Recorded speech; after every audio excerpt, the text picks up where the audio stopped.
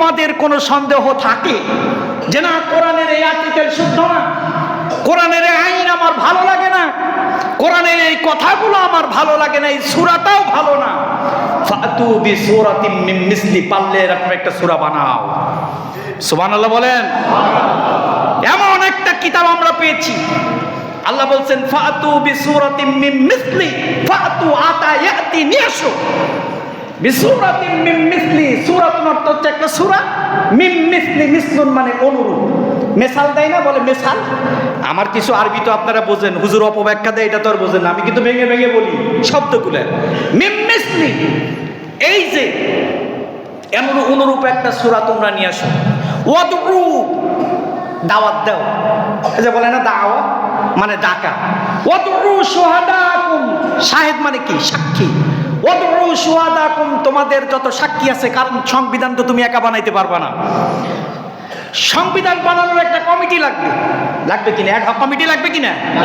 তো ওয়াদউ শুহাদাকুম, ডাকো তোমাদের সকল, শাহেদ মানে একজন, শুহাদাকুম তোমাদের পৃথিবীর तमाम পৃথিবীর যত সাক্ষী আছে সবগুলারে ডাকো, যত গবেষক আছে, যত বিজ্ঞানী আছে, যত রাইটার আছে, যত আবৃত্তিকার আছে, যত কবি আছে, গণক আছে, সবাইকে ডাকো। মিন দুনিল্লাহ, কিন্তু আমারে ডাকো না। মিন দুনিল্লাহ, কিন্তু আমারে ডাকো না।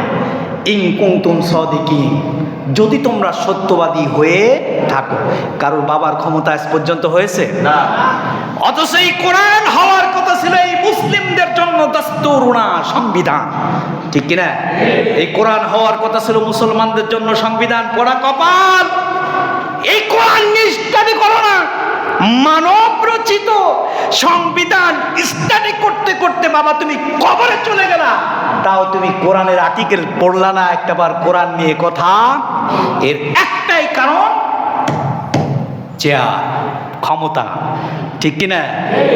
আহারে ক্ষমতা যে কি মধু, কি মজা। প্যাম্পার্স কইরা হলো সংসদ ভবনে আসে, কি যে ক্ষমতার মজা। আরে সেদিনকে দেখি বেচারা তো হুইল চেয়ারে আসে। কিসে আসে? হুইল চেয়ারে আসে, খালি এরকম চাপায় আর হুইল চেয়ারে আসে, কথাও কইতে পারে না। তো প্যাম্পার্স পরে আসে। কি পরে আসে? কারণ ওর তো ক্ষমতা নাই, পেশাব চাপলে, পায়খানা চাপলে ওর ক্ষমতাও নাই পায়খানা পর্যন্ত যাওয়ার, তারে ধরে বসাইতে হয়। হঠাৎ করে ওই হুইল চেয়ারের চাকাটা মনে হয় কিছু সাথে বাঁচছে, না হলে পারে ব্রেক করছে, যে কোনো একটা করছে, আর বেটা এরা মুখ খুঁজে পড়ে যেতে লাগছে। তার মানে পড়াটাও ধরার যার কি নাই, ক্ষমতা নাই। আহারে তুমি কোরআনের পক্ষে একটা কথাও তুমি বলো না, 2 দিন পরে তুমি মারা যাবা। বলে এরা কোরআনের ভয় আছে। ওর একটাই কারণ হলো এই গদি, এই চেয়ার যার ক্ষমতা তার, চেয়ার যার ক্ষমতা তার, চেয়ার যার নাই ক্ষমতাও তার নাই। আর শুনে রাখো, এই সকল চেয়ারের ক্ষমতার মালিক কে? এই জন্যই আমি বলেছিলাম যে কোরআনের 255 নম্বর আয়াত, আয়াতের নামই আয়াতুল কুরসি।